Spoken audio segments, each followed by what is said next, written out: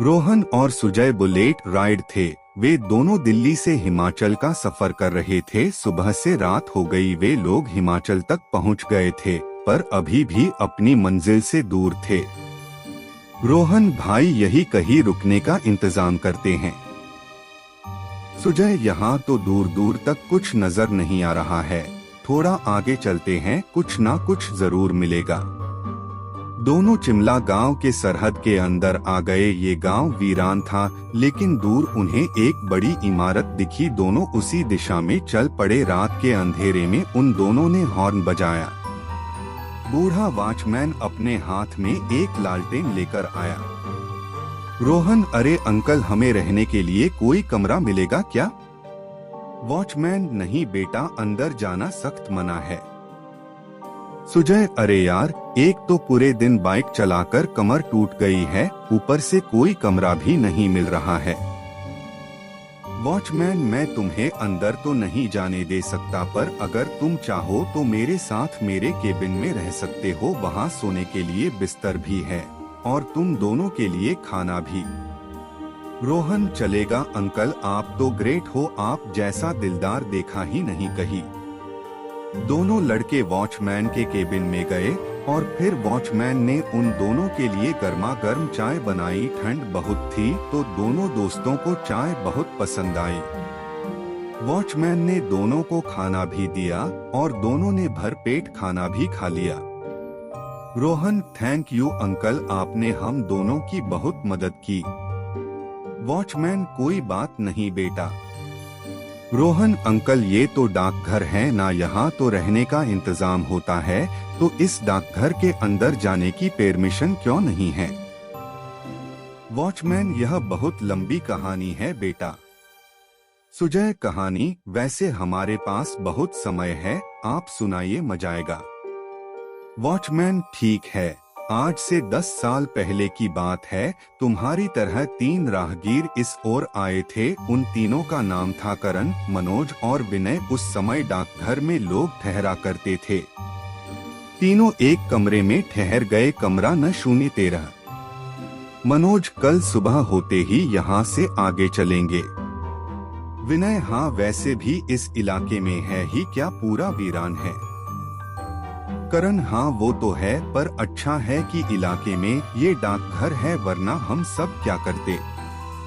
मनोज, क्या करते? क्या मतलब खुले आसमान में सोते? विनय, और खाते क्या घास फूस? वे लोग बातें ही कर रहे थे, अचानक उन्हें किसी लड़की की हंसी सुनाई दी। करण, इस डाकघर में कोई औरत भी है लगता है। विनय, मुझे तो ये हंसी अपने कमरे में ही सुनाई दे रही है। उनमें से एक बाहर जाकर देखा तो हंसी बाहर सुनाई नहीं दे रही थी। विनय, हंसी अंदर ही आ रही है।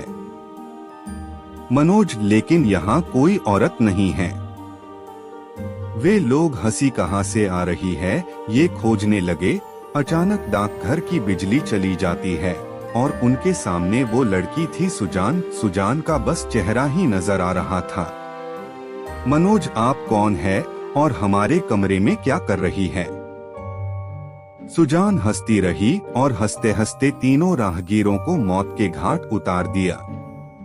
अगली सुबह बस हमें उन तीनों की लाश मिली। रोहन, कौन है सुजान और उसका भूत इस डाकघर में कैसे आया और उसके साथ क्या हुआ? ये जानने के लिए तुम्हें सुजान की कहानी सुननी पड़ेगी। 11 साल पहले की बात है। हमेशा की तरह टूरिस्ट हिमाचल घूमने के लिए आया करते थे और कई टूरिस्ट शिमला में भी ठहरा करते थे। ऐसे ही एक टूरिस्ट ग्रुप में सुजान यहाँ आई थी। सुजान कमरा न 013 में ठहरी थी। उस समय डाकघर के सारे कमरे फुल थे। सुजान बहुत ही खूबसूरत थी, सुनहरे बाल, गोरा रंग, हर एक की नजर सुजान पर ही थी।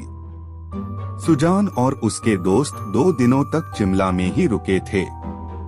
वो यहाँ एक पहाड़ों की तस्वीरें ले रहे थे। रात में वो अपने अपने कमरे में सोने चले गए और अचानक आधी रात को सुजान के कमरे से चीखने की आवाज सुनाई दी। उसके दोस्त और हम लोग वहाँ पहुँचे।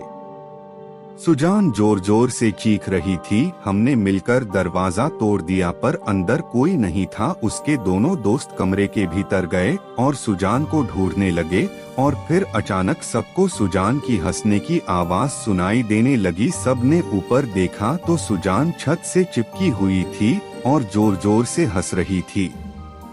यह मंजर देखते ही हम लोग वहां से भाग गए पर उसके दोनों दोस्त वहीं फंस गए। दरवाजा अपने आप बंद हो गया और फिर हमें सुजान के दोस्तों के चीखने और चिल्लाने की आवाजें सुनाई देने लगी। किसी में हिम्मत नहीं थी कि उन लड़कों को बचा सके। हम सब अपनी जान बचाने के लिए ही भाग रहे थे। अगले दिन हमें सुजान और उसके दोनों दोस्तों की लाश मिली। दोनों दोस्तों का शरीर टुकड़े टुकड़े हो चुका था और सुजान का सर अलग था। पता नहीं उस कमरे में क्या हुआ। मनोज, यह तो बहुत अजीब हुआ, लेकिन सुजान के साथ आखिर हुआ क्या? वह भूत कैसे बन गई? वॉचमैन, पता नहीं, लेकिन उस दिन के बाद से जो भी इस डाकघर में रहने आया उन सबकी बस लाशें ही मिली। शिमला के लोगों ने इस डाकघर को बंद कर दिया और यहाँ किसी को रहने की अनुमति नहीं है। सुजय अंकल जी, आपको कुछ क्यों नहीं हुआ?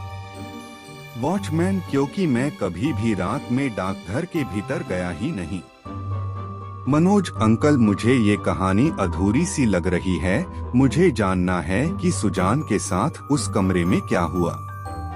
वॉचमैन, अब ये तो खुद सुजान ही जानती है। वैसे रात बहुत हो चुकी है, कुछ घंटे सो जाओ तुम दोनों।